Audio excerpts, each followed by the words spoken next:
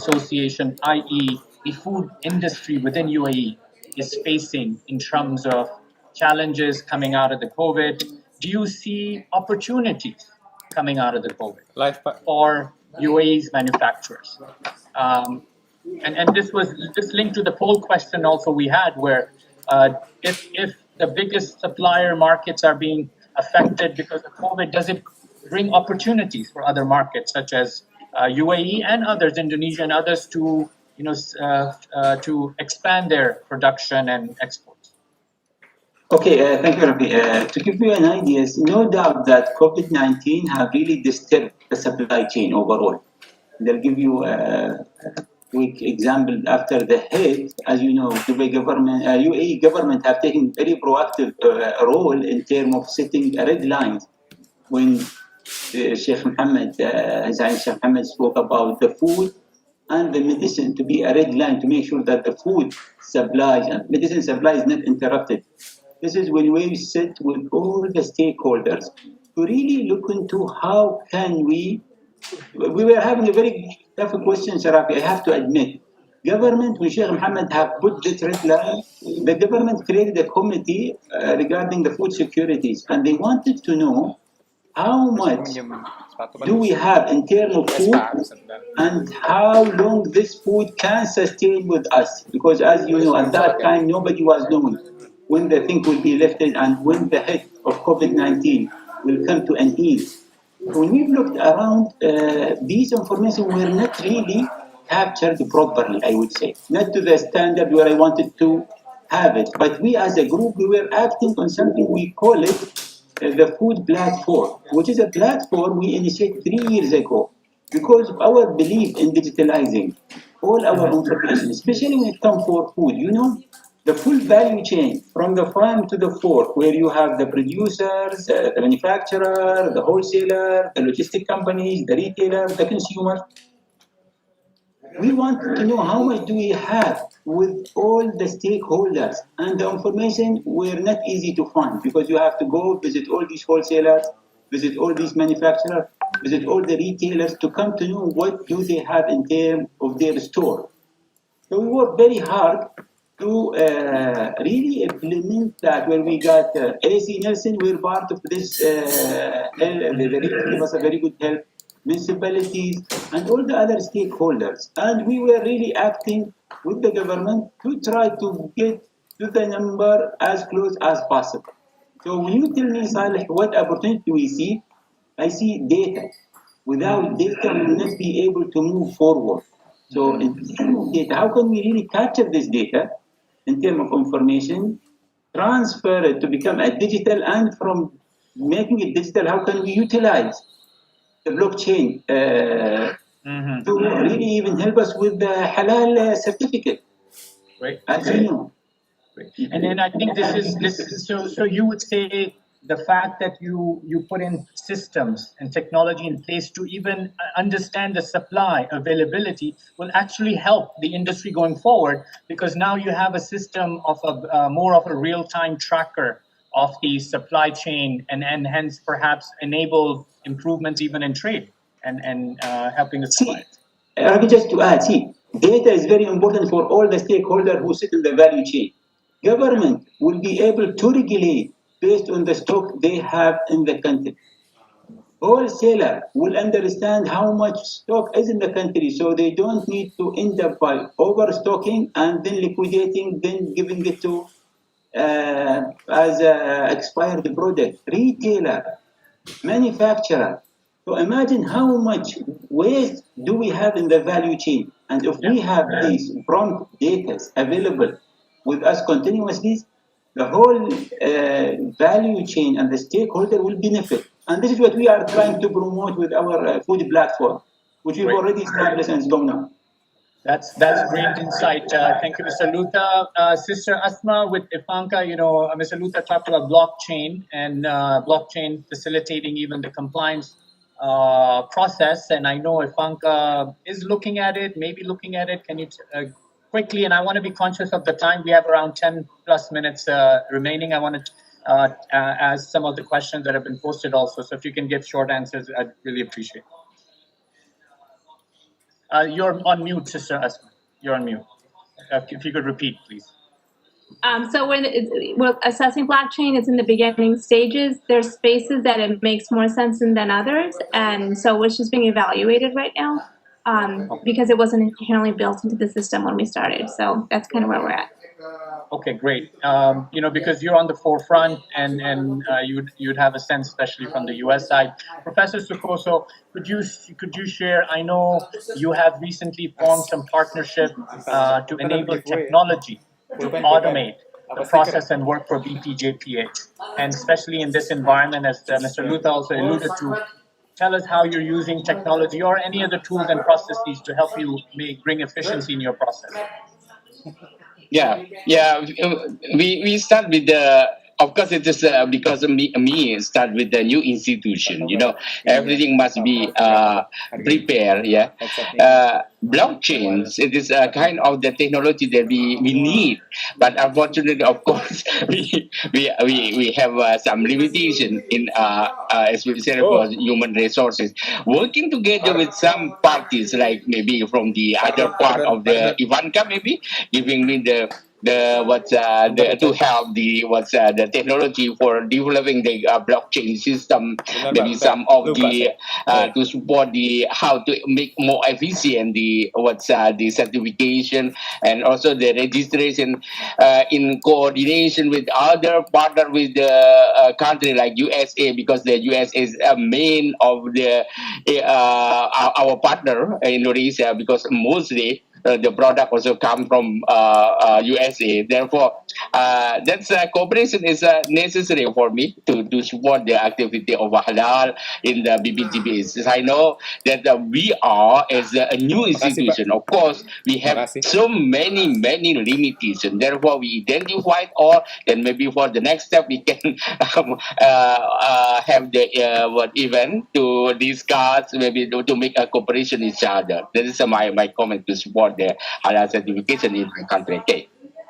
Great. I think this is a great call out to all the entrepreneurs. And I know within the halal economy and Islamic finance, Islamic economy space, there are quite a few ventures linked related to blockchain. And I think it's an opportunity for both regulators and administrators like BP, JPH, or even Apanka, which is a large private certifier, to really leverage the existing ecosystem. And I know they are there. And I think the connections need to happen. Dr. Rehab, coming back to you, maybe if you can tell a little bit about how are you engaged? We have Professor Sukoso from Indonesia and other jurisdiction. As you know, halal, we're talking about 1.8 billion, at least Muslims, but halal is now for the rest of the world also. It's a huge, really community. I don't want to use the word market. And we know, for example, there are other initiatives also. And the OIC, which is the representative body of 57 OIC countries, has also set up an entity called SMEEK, and they have their initiatives. We recently also saw Malaysia start an initiative. How do you, and Indonesia, I'm not sure where, in terms of an accreditation platform, where does Indonesia sit, but how do you, as IHAF, bringing alignment or efficiency in this community, in the halal community? Thank you. Yes, I think we are already in collaboration momentum. And coming back to OIC, if we look into IHAB members, so we have around maybe 50% of IHAB members, they are OIC members.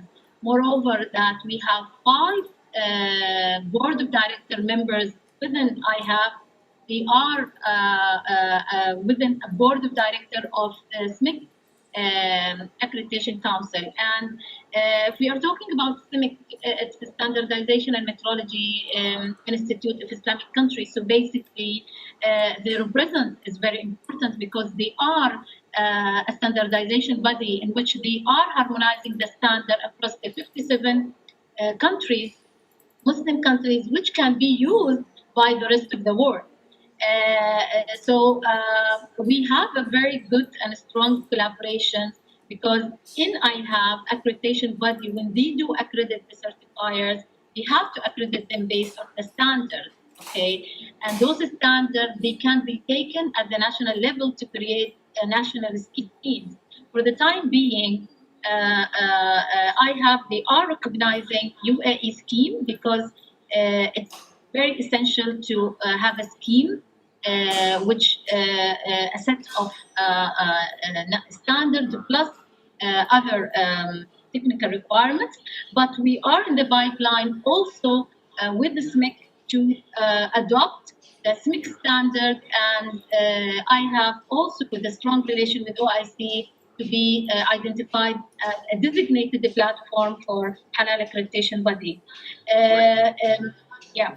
So I think that we are in a this collaborative momentum. Yes. That's great to hear, and I think that would be the wish of everyone in the industry and our community, and for the sake of the success of the role that halal can play in the world. I have a question from the audience that I think is very timely and links to this purpose and broader vision. The question is, how do you, and then if I can direct this to Mr. Luther, how do you evaluate the future of halal and particular halal certification, if we can be very specific, for improving the health of mankind during pandemics such as COVID-19? Okay. See, in terms of halal, one thing I want to say, it is a big responsibility on us. I would come to the certification part of it. See, I think in the people who are in the halal industry, they represent hope. And they represent hope for the 3 billion populations Muslims all over the world. The reason is why I'm saying this, because we need to be the role model for these people to have something to look up to, especially now with most of the with their perception of Islam all over the world. We need to really do our best to represent the right Islam as an individual, as company, and as country. We don't take it as a business. No, these people need to look for a role model. What they see in the news, what they see in the media, it's not the right Islam. We want our kids to grow up hating. This is our responsibility. How do we do it? As an individual, I have to be a role model in my society. How do I do it as a business? I have to be a role model in the economy. How do I do it in terms globally? We need to be a role model and benchmark companies. So we need to raise the bar very high in terms of our deliverables. Great. And I think, yeah, sorry. Ravi, just to add one thing more. See, and we have great opportunity right now because of the social media. Life is not like it used to be. We have a very great weapon to use to represent who we are. In terms of company, what companies are? We have people, we have challenges, we have a product, we have a message, we have a philosophy. We need to promote this through our social media. So people have to see our company as a living company every day. We have to engage our consumer to what we are doing in terms of a big mandate. By this approach, Rafi, believe me, these consumer will become your ambassador. They will fight for your company, but we have a sincere objective to be in our heart to deliver. Absolutely, and I think I will take this opportunity to also open up a poll and start this poll, and we can continue our conversation in the meantime. So for the audience, a poll is up, and we'll leave the poll open, Dua and Joanna, for a little longer this time. The question is, do you see halal products, and this is for our audience, do you see halal products expanding their appeal globally with a growing interest in healthy and sustainable? And Brother Luther and everyone, to your point about the wider responsibility and the role it can play. So what do you all think? Yes, is it already happening? Are you seeing it? Maybe if aggressively marketed as such, or not at all. So let's see what our participants think. Continuing on this thought point, Mr. Luther, I think we are keen to see role models, and when we talk about the economic context brands, So, Al Islami as a brand, I mean, if we had a Nestle equivalent infused with halal values, as you said, people would really fight for it, just like we fight for our iPhones and the favorite brands that we have. So I think we've always been aspiring and encouraging this. Professor Sokoso, how do you see the context of the need of impact? And I'll close, inshallah. We're almost out of time, but with the last question with Sister Asma as well. But Professor Sokoso, any comments on this? You're on mute. Sorry. Hello. Yes, Professor Sokoso. Go on. Okay, it's okay. Hello. Yes, I can hear you. Yeah. I think this is my last comment for the as the close of our meeting today. Yeah, the cooperation based on the mutual benefit to support the growth of halal industry is the important thing for BBTP. Is in case that my position is the with the big market, and.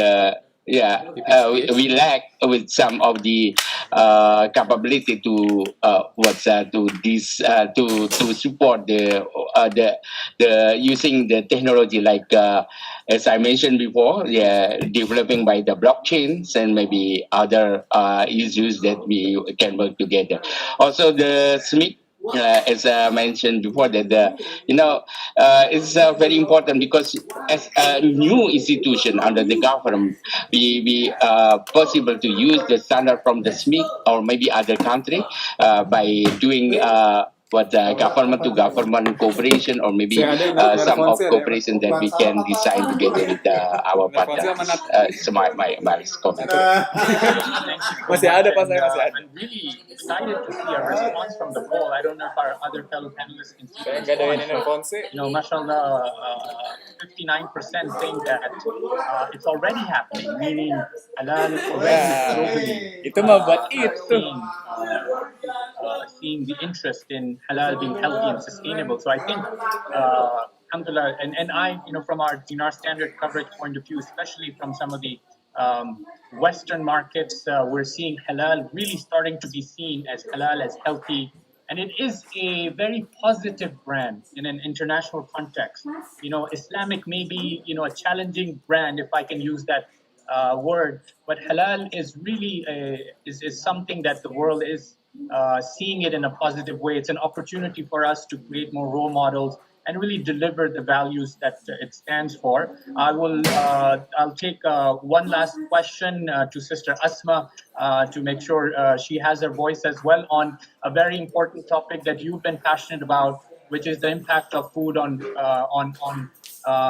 poverty and the impact it's having on people's lives. And one of the questions is, how do you see this COVID-19, which is causing food shortage and increased hunger severely in OIC countries in particular? And FAO recently announced, over 150 more million people will go under poverty and have less nutrition. What is the role of the halal industry, and what can you practically do about it? That's a really big question. Can you hear me? That's a really big question. I'll try to answer it to the best of my ability. I think that we have a great panel here, and there are people who are change makers within the space. And Ivanka has a relationship with each of the folks in this on this panel and beyond. And it's our responsibility to all work with each other to develop strategies to help bridge that gap. When we look at COVID-19, the more affluent countries, especially in the Islamic economy, will do fine. There'll be, if you have the money to pay for goods, you'll get it. The ones that are going to struggle are the ones that are developing economies. And there's a lot within the Islamic economy that are doing that.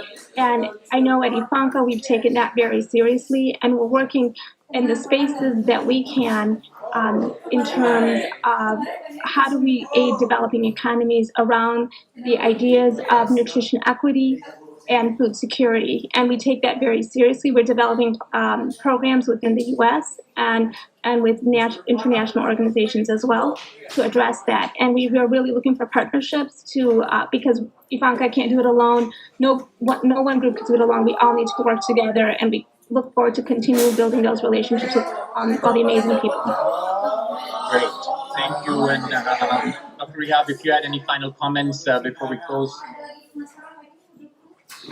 Yes, I believe that I totally agree with the ASMA, mainly the strong collaboration. I think that we need to look to a new opportunity when it comes to food manufacturing. We need to look into also what could be a secured halal food that can ensure that it is halal, but it is also achievable and attainable by anyone. So this is how our contribution to support society and to support poverty, looking into also to what requirements that needed to be there in personnel, in manufacturer, using new technology, okay, how we all together we can come into one platform that can ensure that we are satisfying halal and sharia requirements, Islamic sharia requirements, but also we are supporting the need of the humanity. So I think it's time. Yeah. Great, thank I you. just I want to think build on this, Go ahead. Sorry. please. No, I just wanted to say that it's really leveraging these relationships which we have with each other, and then bridging it to the relationships we have with industry and bringing everybody to the table, because everybody's a stakeholder in this conversation. So, brothers and sisters, ladies and gentlemen, it's been a great panel discussion. I want to really thank our panelists. I hope it's been a valuable time for all of you, as I'm sure your contributions have been very valuable for our participants on the panel. I have certainly enjoyed our conversation, and it's really gives me high hope, continued high hope, and it's great to keep the spirit of this halal economy, the halal in the economy, and the opportunity that we have in front of us to lead the world and do good in the world through this space. So I'd like to thank all of the attendees for staying with us. We had over 200 that have stayed on with us, and again, this GIS series on, in this case, the topic of what will be the new normal for halal industry was organized by Dubai Islamic Economy Development Center and Dubai Chamber in strategic partnership with Refenitiv. We look forward to welcoming you all again. And the third one, as you can see up on the screen, it's called The Future of Jobs. It will be on August 11th, and we all hope you can join. Thank you again, and thank you to the organizers from me. Assalamu alaikum wa rahmatullah.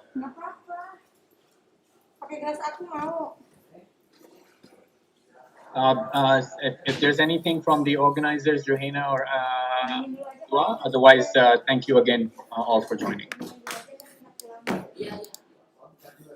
Thank you.